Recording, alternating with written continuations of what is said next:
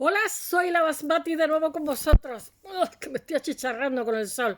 Bueno, hoy para hablaros de James Ensor, que ahora mismo le están haciendo en Bélgica 4 exposiciones a la vez de lo que ha sido su trayectoria, que ha sido una trayectoria difícil, al final, con un final feliz. Vivió además 89 años, vivió muchísimo teniendo en cuenta que se debió de ver yo que sé cuántas bodegas. O sea, fue bastante longevo, pero después, por otro lado, tenía también costumbres, aparte que no todo el mundo aguanta igual el alcohol, tenía costumbres también muy saludables, como andar todos los días muchísima distancia y tal. Y bueno, la verdad es que estuvo, no sé si 73 años en activo, como profesional del arte, hizo de todo. Os voy a decir una cosa, no fue rechazadísimo, porque además tiene un discurso muy personal, con lo cual, además no hacía concesiones, con lo cual, yo qué sé. Pero así todo, el rey, me parece que el padre de Balduino, el que conocemos, el que se casó con la española, le dio, o no sé si Balduino, porque el rey es Balduino, pero no me sé quién era el padre, si era también Balduino. Le dio un título de conde. Después de eso se han hecho óperas, canciones, canciones de rock. Bueno, en fin, se le ha considerado muchísimo porque tiene mucha gracia. Las cosas que hace tienen un punto. Hay uno, ¿cómo es? La llegada de Cristo a Bruselas. Que, que no sé si está en Beirut, no, creo que está en Los Ángeles, no estoy segura si en Beirut o en Los Ángeles, porque yo este autor lo estudié hace años, me conozco su obra, no, seguramente si fuera ahora mismo a Bélgica, pues esas 4 exposiciones que hay de diferentes épocas de su vida y abordándolas simultáneamente, que además está en el Museo de Arte Moderno, en el Museo de la Moda, en el Museo tal, y se hace ahí una exposición tanto de aguafuertes como, en fin, pues seguramente la mayoría no la conocería. Conozco bastante obra de él, pero no toda la obra. Y, ¿qué puedo deciros? Bueno, pues esta llegada de Cristo a Bruselas, él se metía, bueno, vamos a ver si empiezo por el principio. Él, James Ensor, su ciudad es Ostende, de la cual apenas salió, aquí para nosotros. Niños, estaros quietos, aquí le están pegando empujones a mi cámara. Nene, que tienes toda la habitación para ti, tienes que abrirte aquí. Bueno, es hijo de un inglés ingeniero que nació en Bélgica, pero fue educado a la manera inglesa. Su padre era un ingeniero bastante interesante porque su padre estudió en Inglaterra, estudió también en Alemania, un señor muy preparado, pero su hijo, la madre tenía una tienda como de curiosidades, como de máscaras y cosas así, estaban bien económicamente, pero la madre, por lo mejor, no le apetecía estar en casa, en fin. Y bueno, y él con 15 años dejó de estudiar con un padre ingeniero, la madre era belga, y de Ostende también. Él nunca salió de su ciudad, salió a lo mejor 2 o 3 veces en su vida para ir 4 días a Londres y cosas así, ¿no? Y estaba muy obsesionado con las máscaras. Eso también hay un pintor español de la misma época que también le da, es que no me acuerdo cómo se llama, pero es muy famoso, se habla muchas veces de él. Pero este lo que pasa es que, digamos, en los carnavales, sus padres tenían una casa indiana, el español, y digamos, asaltaron la gente de los carnavales su casa, no robaron ni nada, pero el niño se aterrorizó porque era pequeño, llevaban unas máscaras y después cuando fue artista, pues reflejó mucho esas máscaras, ese juego de máscaras, ¿no? Como decía Oscar Wilde, cuando quieras conocer a alguien, dale una máscara, ¿no? Porque parece que te esconde detrás de algo y entonces te da menos miedo mostrarte quién eres. Siempre se me ha quedado eso. Lo digo por internet, porque la gente se pone nombres rarunos o cambian de identidad constantemente y te dicen barbaridades. Y yo digo, bueno, no sé, esto de ponerse la máscara es tremendo. Bueno, pues él hace, muy jovencito, él dice que un artista no puede ser una persona relajada, que aunque disfrute de la vida, después se tranquilizó, pero tiene una adolescencia que se mete con el rey, se mete con la iglesia, pero tenía una historia obsesiva con Cristo. Era ateo, pero sin embargo tiene una historia obsesiva también con la muerte, tiene miedo a la muerte. Y bueno, Cristo aparece muchas veces en sus cuadros, en fin. Es que os voy a decir una cosa, el catolicismo, esa zona del Benelux, Bélgica, Holanda y Luxemburgo, pues cuando Lutero, pues partes protestantes, además protestantes de estos, de que para qué, muy rigurosos. Y entonces yo creo que también como una reacción a esos países, de hecho Bélgica está fragmentada entre flamanes y valones, ¿no? O sea, los alemanes y los francófonos, que son tiene un nivel de vida muy alto, pero está dividido periódico alemán, periódico francés, editorial alemán, pero que no sé si esto me pasa como cuando estuve os he contado, ¿cómo se llama? En Jordania y todos estos sitios, y decía yo, ¿dónde está Jerusalén? Me decían, ahí enfrente, está todo pegado. Y bueno, en Bélgica pues pasa algo parecido, pero vamos, Bélgica tiene una tradición pictórica de apaga y vámonos. O sea, yo pienso en Amberes, en fin, Pedro Pablo Rubens, Jordaens, no sé. Simplemente esa zona es fantástica. Estas zonas son los inventores de los lienzos, de los aceites, de las veladuras, etcétera, etcétera. Bueno, ya estáis contando esto. Este señor me parece que nació por 1860 y algo, creo. Vivió 89 años, vivió bastante. Bueno, vamos a ver si lo muestro de manera un poquito más organizada. Él va a influir muchísimo de algunos que os he hablado. A él le va a influir mucho Rembrandt, pero claro, aquí hay toda una tradición pictórica, ¿no? Él a su vez va a influir muchísimo a toda una generación que van a ser number one, como por ejemplo Paul Klee, que va a estar en la Bauhaus, que os he hablado de él montones de veces, Emil Nolde, yo que sé, George Grosz, que os he hablado también montones de veces, Albert Corbin, Wolf, Félix Nussbaum, bueno, la lista es larga. Él era ateo, como os he dicho, estaba obsesionado con la figura de Cristo. Os estaba diciendo lo de los protestantes y los católicos, porque los católicos de allí, quizás como respuesta al protestantismo tan riguroso que hay en el norte, pues son unos católicos muy católicos. Porque aquí en España, por ejemplo, pues somos católicos, pero un poquito más relajados que en la época de Felipe II. En fin, y los italianos igual, o sea, y los franceses, o sea, somos unos católicos no light, pero sí más tranquilos, ¿no? Pero aquí no, aquí son católicos que tela, ¿eh? Y bueno, decir que James Ensor, pues ya os he ubicado Ensor, que nace a finales del último cuarto del siglo XIX, que es hijo de ingleses, de un ingeniero inglés y una madre belga, y bueno, realmente lo que se convierte en una especie de cronista plástico de lo que son las máscaras de carnaval y bueno, y un poquito obsesivo con Cristo entrando en Bruselas, que está en Los Ángeles, creo, pero está tan frágil que no ha podido viajar. Es que hay otra obra suya que no me acuerdo cómo se llama, sé cómo es la obra, pero mirar, es que la edad pasa factura y bueno, pues no me acuerdo muchas cosas, vamos, que las conozco, pero no sé, que está en Beirut. O sea, su obra, tener en cuenta que hasta que él vivió bastante, hasta que pasa un tiempo, porque es muy cabezón aquí el amigo, no es admitida, ¿no? Su discurso propio. Entonces, claro, pues el hombre vivía, tenía que vivir y se lo vendía que podía, se lo vendía a coleccionistas privados que muchas veces, de hecho, hay obras suyas en España, no hay, no sé, me imagino que el Thyssen a lo mejor tendrá, pero no hay. Pero hay obras suyas en el Museo de Orsay, en Bélgica también, en Inglaterra y Estados Unidos. Fin, así. Después, otras obras suyas que hay están en colecciones privadas. Bueno, el que está en Los Ángeles, que es maravilloso porque es Cristo entrando en Bruselas, además se pinta a sí mismo, es ahí, Where is Wally?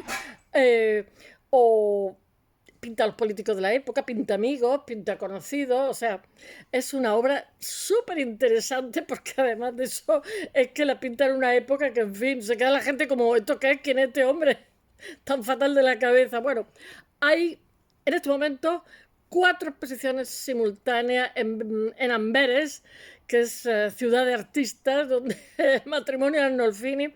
Amberes fue una época, en el Renacimiento, finales de la Edad Media, Renacimiento, que había 300.000 personas, era un puerto pujante, lo sigue siendo, donde se movía gente de todos los lugares del mundo, donde todo el mundo te vendía y se compraba de todo, era un sitio excepcional y es como, para mí, el ejemplo palpable de cómo un espacio en aquella época, porque siempre se dice, no, es que los artistas no pueden vivir, tal y más cual, ¿no? ¿Cómo pueden vivir montones de artistas, digamos, haciendo su obra? Eso es Amberes. Se movía mucho dinero. Bueno, allí en Amberes están mostrando la figura del pintor, que era realmente yo a los artistas los veo más artesanos que otra cosa, artesano minucioso del pincel, pero también alguien que está a pie de imprenta, que está controlando los aguafuertes, en fin, como también lo hicieron Picasso, lo hicieron otros. Este señor falleció hace 25 años, el rey le dio el título de barón de Windsor, que es súper inglés, pero bueno, los ingleses también tienen apellidos franceses, mucho, por el tiempo que estuvieron los franceses allí, etc. Bueno, en su primera obra es despiadado con el rey, es despiadado con el clero y la plutocracia, y resucita en los altares de esta ciudad barroca, que es la ciudad de Pedro Pablo Rubens, como os he dicho antes, de Anton van Dyck y de Jacob, ¿cómo se llama? Jordaens, que eso el Prado tiene para dar y regalar. De hecho, ahora mismo hay una exposición que ya os la conté de Rubens y me estoy cayendo para variar. Bueno, en su camino de perdición por el alcoholismo, porque bebió como un cosaco, pero eso no le impidió trabajar como un fiera. El padre Enzo lo que pasa es que le anima cuando es jovencito y tiene vocación, en vez de decir que eso es lo que he contado muchísimas veces, cuando la diferencia entre el pintor, o sea, un profesor mío decía, le dice, la diferencia de un niño artista a otro que no es artista es que cuando hace cualquier cosa, su padre le dice, venga, tienes que hacer más, qué bonito, y otro le dice, no hagas tonterías, ¿no? O sea, no es que la educación tenga tanto que ver, es que la actitud de nuestros progenitores hacia lo que hacemos, descalificándonos o potenciarnos, hace que se vaya en una dirección o se vaya en otra. Bueno, su muerte marca la vida del pintor, la muerte de su padre. Su madre lo que pasa es que lleva una tienda pequeñita, pues de muchos objetos, lo que hay muchísimas máscaras, antifaces, pelucas y pero es que os tengo que decir una cosa. Ostende, yo ya os he hablado montones de veces de esa ciudad por otros motivos. Tiene un carnaval espectacular. Pero nuestro pintor, como os he dicho, nunca sale de su ciudad y celebra uno de los que tiene uno de los mejores carnavales del mundo, como le pasa también a Basilea. ¿Qué puedo deciros? Que ahora mismo hay como una especie de póker de exposiciones, porque está el Museo de Bellas Artes, que tiene un acrónimo impronunciable, el, el, el belga sería tengo que leerlo, KMSKA. Pues eso, a saber lo que querrá decir ese acrónimo en alemán. El Museo de Fotografía, que se escribe FOMU, su acrónimo, y el Museo de la Moda, que se llama MOMU. Estos deben de ser francófonos, porque los otros deben ser germanófonos, como se diga, unos flamanes y otros balones. Bueno, es un país terriblemente fragmentado, ahora también os lo digo, que algunas veces han tenido problemillas.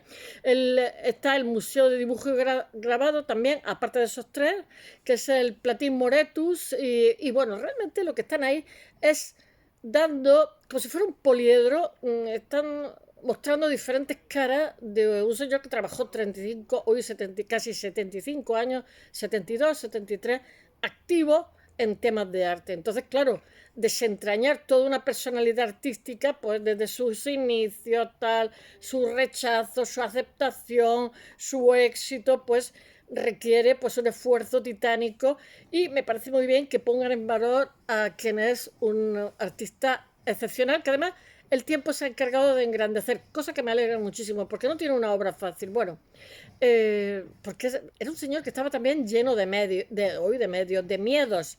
Esto cada vez se me va más para arriba. Esto o muy para abajo o muy para arriba. Bueno, ahora os voy a contar lo que dicen. He tomado varios artículos de periódico porque he leído noticias.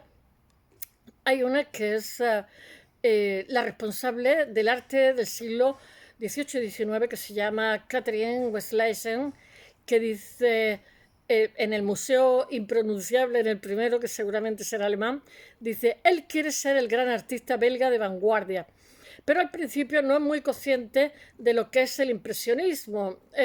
Claro, es que el impresionismo es muy alemán y muy de esa época.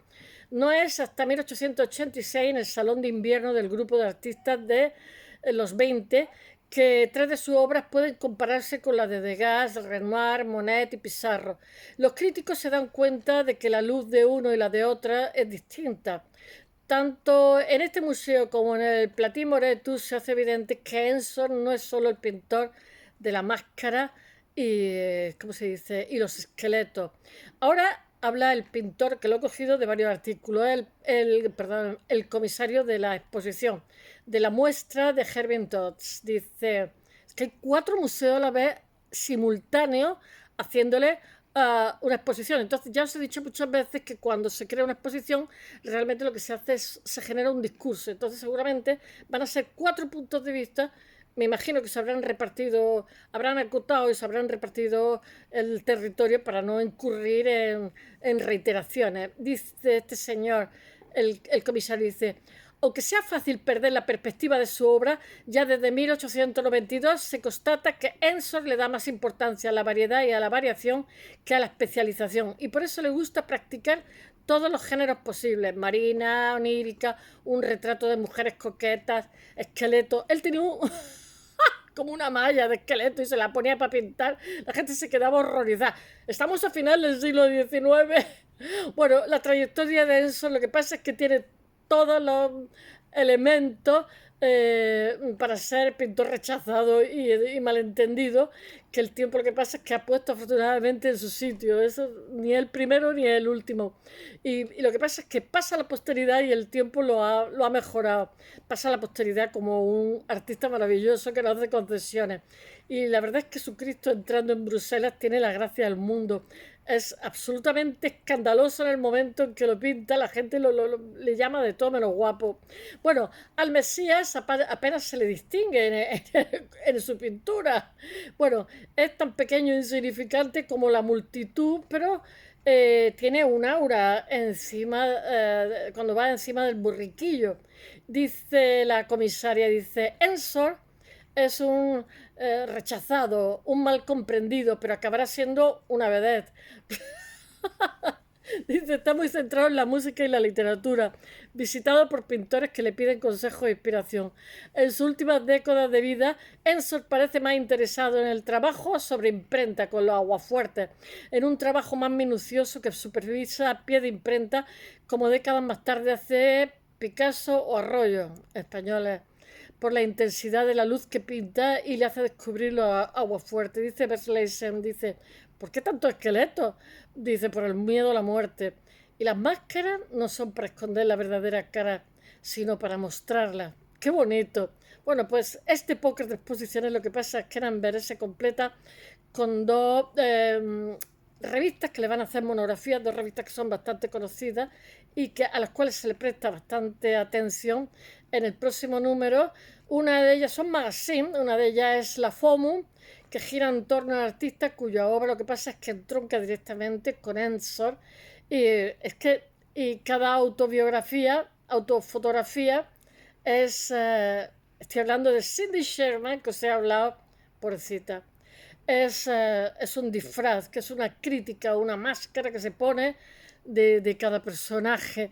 Bueno, que sonríe sospechosa. La otra es el Momu, que es el atrevido museo de moda, que está también exponiendo a Ensor. Y bueno, va a ser el maquillaje, la peluquería luminosa, las campañas de publicidad. Lo que pasa es que explican de otra manera a este pintor de Ostende. Espero que os haya gustado y hasta mañana. Bye. ¡Oh!